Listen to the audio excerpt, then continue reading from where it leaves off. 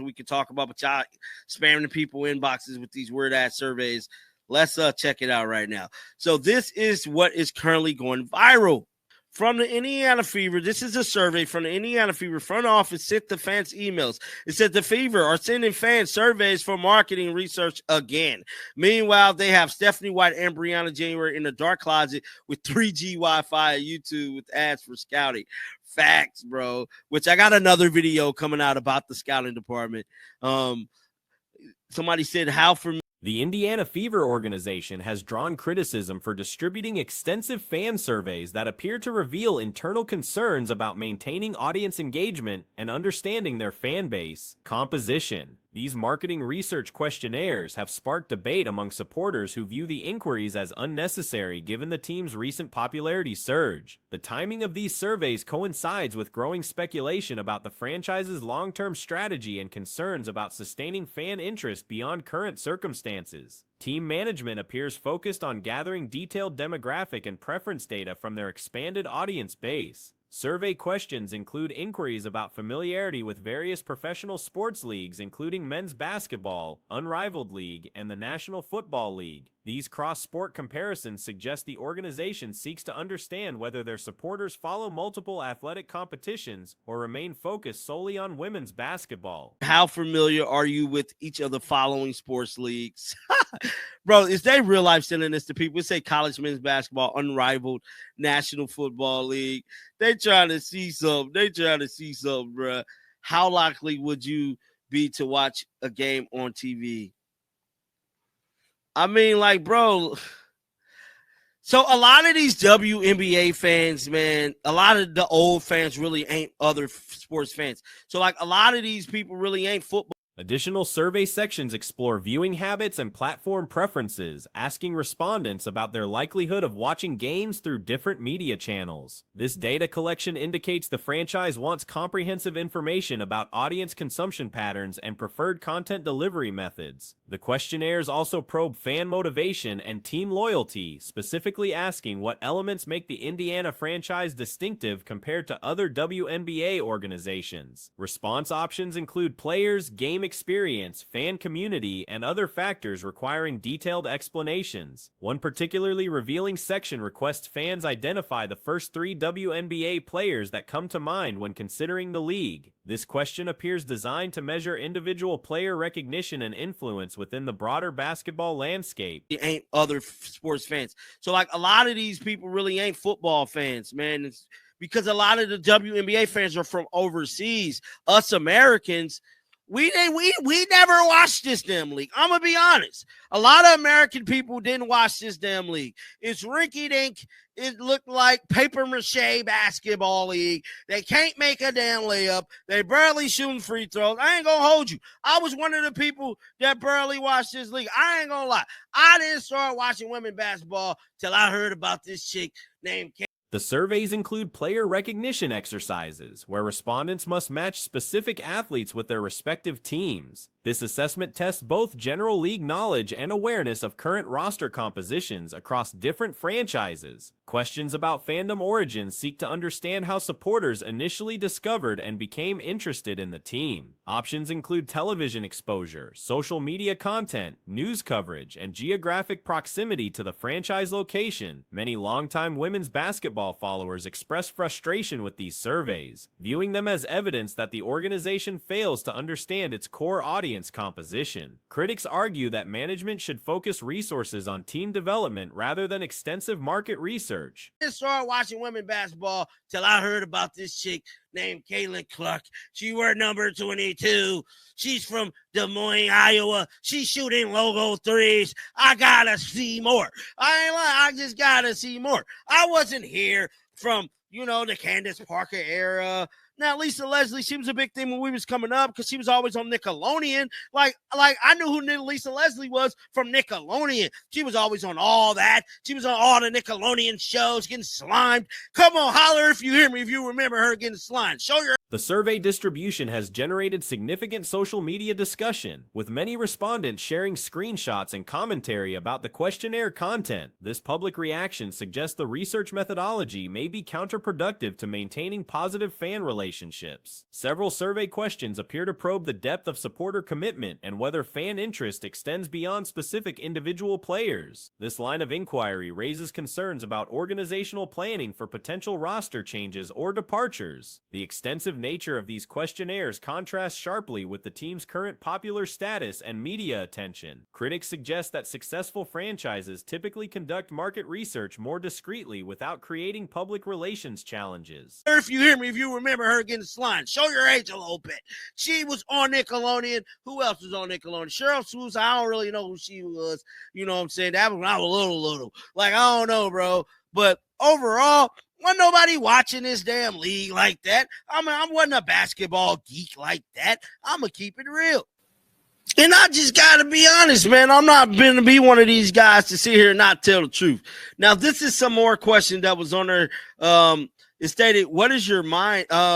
What in your mind? Basketball analysts note that the survey content reveals uncertainty within the organization about sustainable fan engagement strategies. The detailed questioning suggests management lacks confidence in understanding their audience demographics and preferences. Former league observers point out that established franchises rarely require such comprehensive market research from their supporters. The extensive questioning indicates the organization may feel unprepared for managing their expanded fan base effectively. The timing of survey distribution coincides with off-season planning periods when teams typically evaluate performance and strategize for future campaigns. What in your mind makes the Indiana Fever special? Is that the players, the experience that they offer the fans, something else, the more detail? Y'all know Caitlin Clark, bro. Like, come on. Why y'all doing this, man? Y'all play. See, when they start doing stuff like this, they're up to something. They're up to something, bro. I ain't lying. The front office is up to something, and now y'all finna have people looking at y'all funny again, bro. It is what it is. Y'all finna have people looking at y'all funny again because y'all up to something. Either y'all finna fight. However, the public nature of this research has created additional scrutiny of organizational decision-making processes. Fan reactions demonstrate strong emotional connections to specific players and team elements that extend beyond traditional basketball appreciation. These responses indicate the franchise has successfully created deep supporter engagement that transcends typical sports fandom. The survey questions about cross-sport interest reveal organizational curiosity about whether their audience represents new sports fans or individuals with existing athletic entertainment preferences. This information could influence marketing strategies and partnership opportunities. To fire somebody, or y'all realize y'all ain't got no emotion without Caitlin Clark. And I'm here to tell you, if Caitlin leave, I'll leave. Simple as that, bro. Like, I ain't here to hold you. I ain't here to hold y'all hand. Caitlin gone, I'm gone. Wherever Caitlin go, I go. Just simple as that, bro. Now, this is some more questions. Say, oh no, we're talking. When you think of WNBA, who are the first three players to come to your mind? There is no three. There's just one. Caitlin.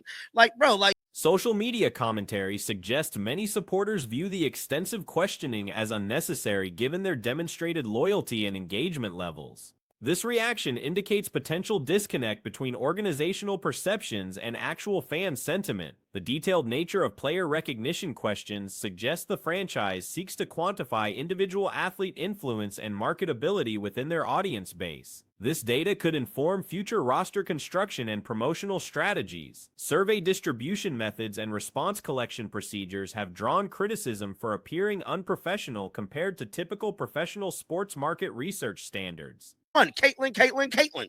Like, bro, like what? I don't know, bro. Hold on, let's see another one. Somebody tears a whole quiz. You mentioned that you have at least heard the names of the following WNBA players. Which WNBA team does each player belong to? Sophie Cunningham and Caitlin. I forgot about Sophie. My bad, Sophie. I love you. Just Sophie Cunningham. Come on, man. Y'all know what y'all doing, bro.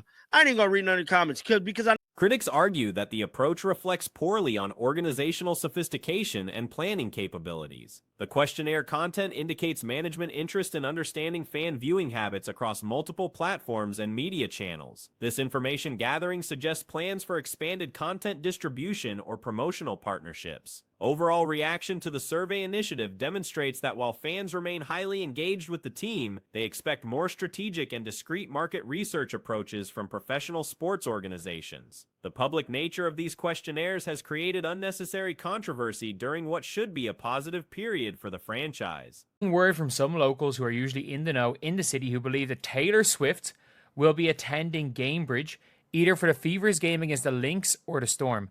While ticket price haven't changed, I personally think this is accurate as well. Predict the Lynx and a second row tickets for it. If she does show up, there's almost no way she can sit front row. Shirley had even put security around her in the floor seats, like all the celebrities that sit on the floor in games. I don't know what they're expecting the answer to be there, but speculation continues building around Caitlin Clark's potential return from injury, with social media sources suggesting coordinated timing with possible celebrity attendance at upcoming Indiana Fever games. Various predictions center on specific dates when the star player might rejoin team activities. Sources with established track records for accurate predictions have shared information from local contacts suggesting Taylor Swift may attend either the Fever's matchup against Minnesota or their contest versus Seattle. These rumors gained traction following Swift's recent podcast appearance and her expressed interest in women's basketball. Ticket pricing analysis reveals no significant changes despite circulation of these attendance rumors, indicating either limited market belief in the speculation or insufficient time for price adjustments to occur. But the thing is, I don't think that Taylor Swift shows up to a game that Caitlin Clark's not playing in. That's just my theory. And as we were saying, Lynx or Storm, it might be the Storm game. You've got people making predictions out here on the L TikTok.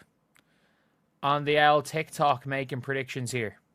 PR predictions, but I have one for Taylor Swift. She is going on the podcast of her professional athlete boyfriend, and she typically brings friends or collaborators to. Current ticket costs remain accessible compared to typical celebrity-influenced sporting events. The timing of potential Swift attendance aligns with theories about Clark's recovery timeline. Medical speculation suggests the injured player could return to practice during a favorable 5-day gap in the team's schedule, allowing adequate preparation time before crucial games. Social media analysts note the symbolic significance of potential August 22nd timing, connecting Swift's association with that number to Clark's jersey designation. This mathematical coincidence has fueled additional speculation about coordinated planning between the entertainment and sports figures. Or collaborators to his football game. Who did she bring last season that is also a showgirl? Caitlin Clark.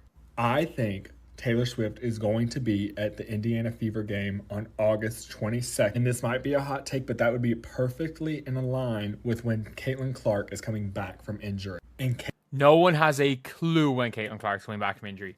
The only thing is, though, is that they have a away game against Connecticut, and then they've got like a stretch of Monday. Recovery projections suggest Clark could participate in full-speed practice sessions within the proposed timeline, though no official medical updates have confirmed specific return dates. Team management has maintained careful messaging about rehabilitation progress and playing status. The strategic importance of upcoming games influences return timing considerations, as Indiana faces critical matchups that could determine playoff positioning. Missing key contests against competitive opponents would significantly impact postseason opportunities. Swift's demonstrated support for women's athletics, combined with her relationship connections to professional sports, creates plausible scenarios for game attendance. And then they've got like a stretch of Monday, Tuesday, Wednesday, Thursday where she can practice. So they can probably ramp her up into maybe some full speed stuff and then 4 days of ramping up with the team, which should be enough. Like 1 or 2 full practices should be enough to get out on the court against the Lynx. Caitlin has even said that she wants to get Taylor and Travis to a game. Caitlin's 22. We've been leaning into 22. That goes without saying. Taylor Swift and Caitlin Clark are arguably the 2 most recognizable women across entertainment right now. Without a doubt. Perfect. Her previous basketball-related social media engagement suggests genuine interest beyond publicity considerations. Fan engagement remains high despite uncertainty about both Clark's return and potential celebrity appearances. Online discussions continue generating significant traffic and speculation across multiple platforms and communities. Game scheduling analysis reveals optimal scenarios for Clark's comeback, with home contests preceding challenging road trips that could benefit from her presence. Strategic timing would maximize both team performance and fan experience. Across entertainment right now, without a doubt. Perfect. But yeah, that is one of the theories, that she's coming back for this game on the 22nd. They then face against the Storm on the 26th, which is, and people were like, oh, it could be the Storm game because, 26 is double 13. I'm like, that is unlikely a reason. Unlikely a reason, but it does seem in general. The intersection of entertainment celebrity culture with women's professional basketball represents broader trends in sports marketing and audience development. High-profile attendance could generate substantial media coverage and viewer interest. Injury rehabilitation typically requires careful progression through practice intensities before game participation. Medical protocols suggest adequate preparation time exists within current scheduling gaps for proper return procedures. Playoff implications add urgency to return timing discussions, as Indiana's postseason chances depend heavily on Clark's contribution during remaining regular season games. Unlikely a reason,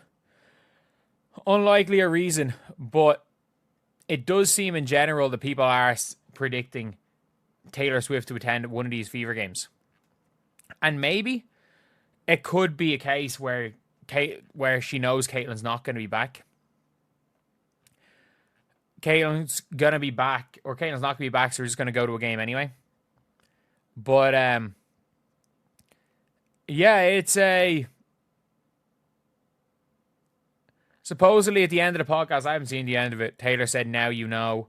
Each missed contest reduces mathematical elimination scenarios. Social media prediction culture has amplified speculation beyond traditional sports reporting channels, with various platforms hosting detailed theories about celebrity appearances and player returns. This grassroots analysis reflects intense fan investment in multiple storylines. The potential convergence of Swift's entertainment influence with Clark's basketball stardom could create unprecedented attention for women's professional athletics. Such collaboration might establish new benchmarks for crossover marketing success. I haven't seen the end of it. Taylor said, now you know. New Heights reposting Caitlin's. It could be happening. It could happen. Like, I just want to see what the hell's happened to Fever prices. For Indiana Fever prices. Has it happened? Has this happened? And again, this is just a rumor. Why are we talking about rumors? We're talking about rumors because there's nothing else. Ticket market stability, despite circulating rumors, suggests either skepticism about accuracy or insufficient lead time for speculative purchasing. Secondary market analysis shows consistent pricing patterns across upcoming games. Geographic considerations influence attendance feasibility, as Swift's touring schedule and other commitments could impact availability for specific game dates. Logistical coordination would require significant advanced planning. Team preparation protocols must balance Clark's individual rehabilitation needs with collective game planning requirements. We're talking about rumors because there's nothing else. Nothing else to talk about.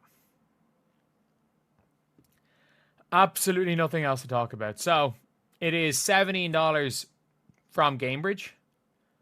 And no, the ticket prices have not changed at all. It's actually scary. Like, the September the 9th game, I'm not joking. The September the 9th game is $21. And it's... Coaching staff faces complex decisions about integration, timing, and playing minute restrictions.